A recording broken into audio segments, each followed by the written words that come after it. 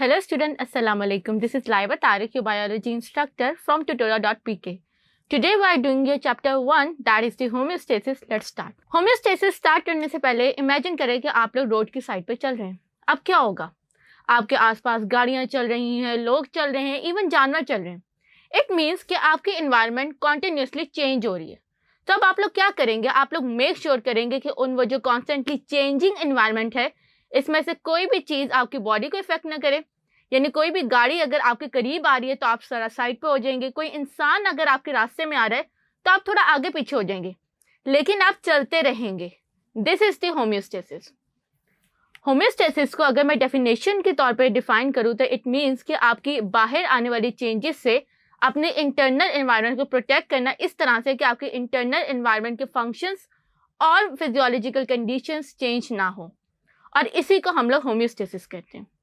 Homeostasis में homeo को आप देखें, homeo means constance, homeo means maintenance and stasis means constance. तो वो जो आपके एनवायरनमेंट की इंटरनल एनवायरनमेंट की कॉन्स्टेंट की maintenance at the external changing environment is known as homeostasis. अब ये होम्योस्टेसिस क्यों ज़रूरी है? इसको आप इस तरह से देखिए कि अगर आप लोग धूप में आंखें खोल के जो है वो सूरज को देखने लगेंगे तो क्या होगा? एक टाइम ऐसा आएगा कि आपकी जो आईज हैं वो सूरज से डैमेज हो जाएंगी. इट मीन्स कि अगर आप अपनी बॉडी को कॉन्स्टेंट चेंजिंग एनवायरनमेंट के अकॉर्डिंग अडेप्ट नहीं करेंगे या चेंज नहीं करेंगे तो फिर एक टाइम ऐसा आएगा कि आपकी बॉडी डैमेज हो जाएगी. तो उस डैमेज से बचाने के लिए अपनी बॉडी को इज दी होम्योस्टेसिस. अब हमारे पास कुछ ऐसे फैक्टर्स होते हैं जो कि अगर एक्सटर्नल एनवायरनमेंट में चेंज हो तो उसकी वजह से हमारे इंटरनल एनवायरनमेंट पे भी बुरी तरह से इफेक्ट पड़ता है. फॉर एग्जाम्पल, अगर मैं पानी की बात करूँ तो अगर बाहर के एनवायरनमेंट में पानी कम या ज़्यादा होगा तो इट मीन्स आपकी बॉडी के अंदर भी डिहाइड्रेशन एंड ओवर वाटर की जो है कंडीशंस होना शुरू हो जाएंगी. इसी तरह अगर बाहर के एनवायरनमेंट में टेम्परेचर कम या ज़्यादा होगा तो उसकी वजह से आपकी बॉडी के ऊपर भी बुरी तरह से इफेक्ट पड़ेगा. और अगर बाहर के एनवायरनमेंट में सोल्यूट की कॉन्सेंट्रेशन ज़्यादा या कम होगी तो ह्यूमन्स तो नहीं, लेकिन दूसरे जानवरों की बॉडीज़ पे इसका भी जो है वो इफेक्ट पड़ता है. अब पानी का कैसे इफेक्ट पड़ता है इसको हम लोग पढ़ते हैं ऑस्मो रेगुलेशन में. यानी कि आपकी बॉडी के अंदर जो कांस्टेंट वाटर है उसको मेंटेन करना against the constantly changing environment. यानी पानी बाहर जो है वो समटाइम्स ज़्यादा होता है, समटाइम्स कम होता है, उसके अगेंस्ट आपकी बॉडी के अंदर जो पानी का लेवल है वो कांस्टेंट रहना चाहिए, वो प्रॉपरली मेंटेन होना चाहिए. तो इसको हम लोग ऑस्मो रेगुलेशन कहेंगे. उसके बाद हम बात करते हैं सॉल्यूट्स की. हमारी बॉडी के अंदर समटाइम्स सोल्यूट की कंसंट्रेशन कम या ज़्यादा हो जाती है तो उसको हम लोग मेंटेन करते हैं by a process called the excretion. Excretion वो चीज़ होती है जो हमारी बॉडी से एक्स्ट्रा सोल्यूट या इवन नाइट्रोजनस वेस्ट को भी जो है वो हमारी बॉडी से बाहर निकालती है, एलिमिनेट करती है. फिर उसके बाद हमारी बॉडी के टेम्परेचर कम या ज़्यादा, यानी कि बाहर के इन्वायरमेंट में कभी धूप होती है, कभी तेज़ गर्मी होती है, कभी सर्दी होती है, तो उसके अगेंस्ट आपकी बॉडी के अंदर एक कांस्टेंट 37 डिग्री का टेम्परेचर मेंटेन करने को हम लोग थर्मो रेगुलेशन कहते हैं. अब यहाँ पर आपने ये चीज़ याद रखनी है कि हमारा जो कंट्रोल सिस्टम है वो इंटरनल और एक्सटर्नल एनवायरनमेंट में कॉन्स्टेंटली चेंज हो रहा होता है. यानी हमारी बॉडी, अगर मैं अपनी बॉडी की बात करूँ तो हमारी बॉडी जो है वो बाहर की धूप या गर्मी को भी बर्दाश्त करेगी. फिर हमारी बॉडी के जो सेल्स हैं वो भी जो है वो धूप और गर्मी यानी कि एनवायरनमेंट की कॉन्स्टेंटली चेंजेस को बर्दाश्त करेंगे. फॉर एग्जांपल, अगर बाहर जो है वो गर्मी ज़्यादा हो गई है या बाहर जो है वो ठंड हो गई तो उसके अगेंस्ट मेरी बॉडी डिफरेंटली एक्ट करेगी. लेकिन मेरी बॉडी के साथ साथ मेरी बॉडी में मौजूद जो सेल्स होंगे उनके ऊपर भी जो है वो टेम्परेचर की फ्लक्चुएशन का इफेक्ट पड़ेगा और वो भी अपने आप को अडेप्ट करेंगे इन कॉन्स्टेंटली चेंजिंग द टेम्परेचर.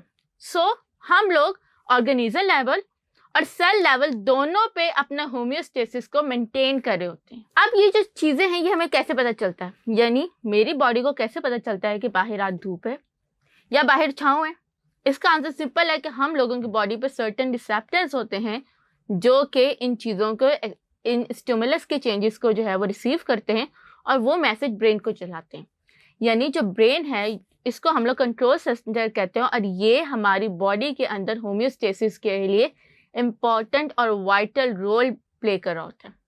इसको अगर आप इस तरह से देखें तो हमारी बॉडी के अंदर, मैंने आपको बताया था कि हमारी बॉडी में सर्टेन रीजन्स होते हैं जो कि हर चीज़ को रिस्पॉन्ड करने के लिए मेंटेन होते हैं.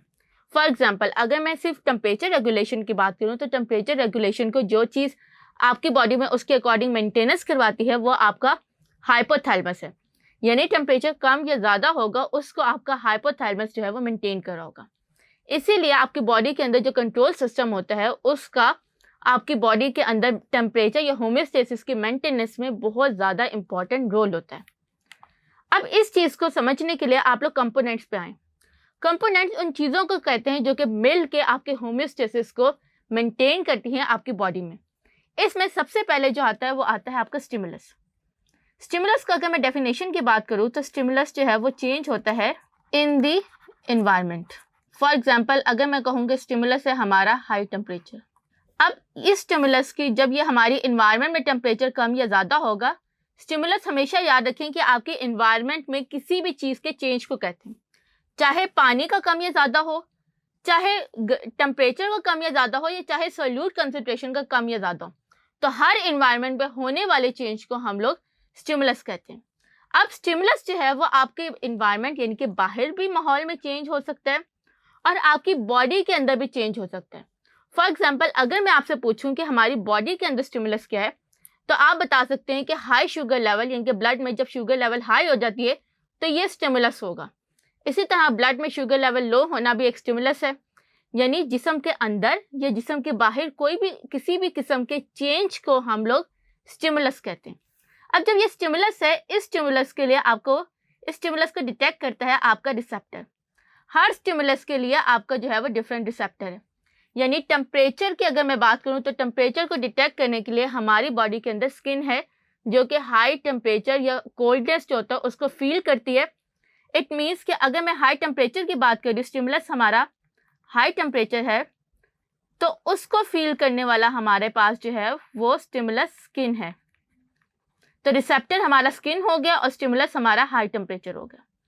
फिर उसके बाद ये जो स्किन से इंफॉर्मेशन है वो वाया आपकी न्यूरॉन्स आपके कंट्रोल सेंटर में जाएंगे जो कि हमारा ब्रेन एंड स्पाइनल कॉर्ड होता है।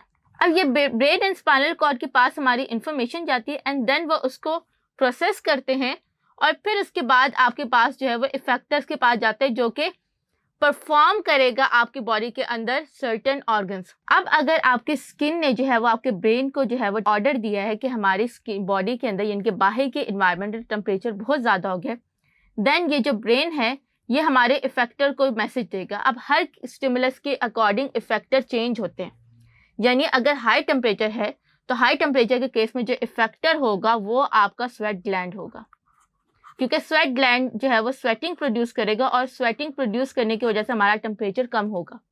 तो ब्रेन जो है वो पूरे आपके लंग्स को ऑर्डर नहीं दे रहा, आपके स्टमक को ऑर्डर नहीं दे रहा, आपकी बॉडी के अंदर जो है वो इंटेस्टाइन्स को ऑर्डर नहीं दे रहा, बल्कि जो इस स्टिमुलस के अगेंस्ट काम करेगा उसी ऑर्गन को ऑर्डर करेगा और जो इस केस में स्वेट ग्लैंड है। फिर हमारा स्वेट ग्लैंड जो इफेक्टर होता है वो इसके अगेंस्ट रिस्पॉन्स प्रोड्यूस करता है।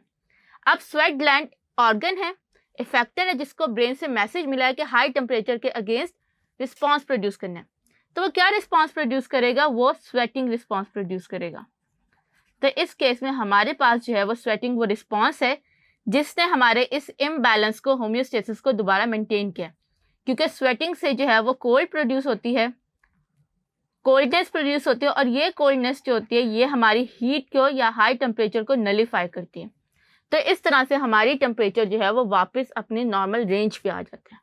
So this is how our control system work in order to maintain your homeostasis. ये सिर्फ मैंने आपको समझाने के लिए हाई टेम्परेचर की एग्जांपल दी थी। इसी तरह आपकी बॉडी के अंदर लो टेम्परेचर के अकॉर्डिंग एक सर्टेन इफेक्टर और ये सारे कंपोनेंट्स होंगे। पाथवे सेम होगा लेकिन इफेक्टर, स्टिमुलस और रिसेप्टर्स की जो एग्जांपल्स हैं, ये जो इनकी टाइप्स हैं वो बदलती रहेंगी। तो इस तरह से हमारी बॉडी जो है वो होम्योस्टेसिस मेंटेन करती है। और ये चीज़ आपने याद रखनी है कि अगर हमारी बॉडी के अंदर होम्योस्टेसिस नहीं होगा तो फिर हमारी बॉडी के जो ऑर्गन्स है वो अपना काम नहीं कर सकेंगे और वो डैमेज हो जाएंगे।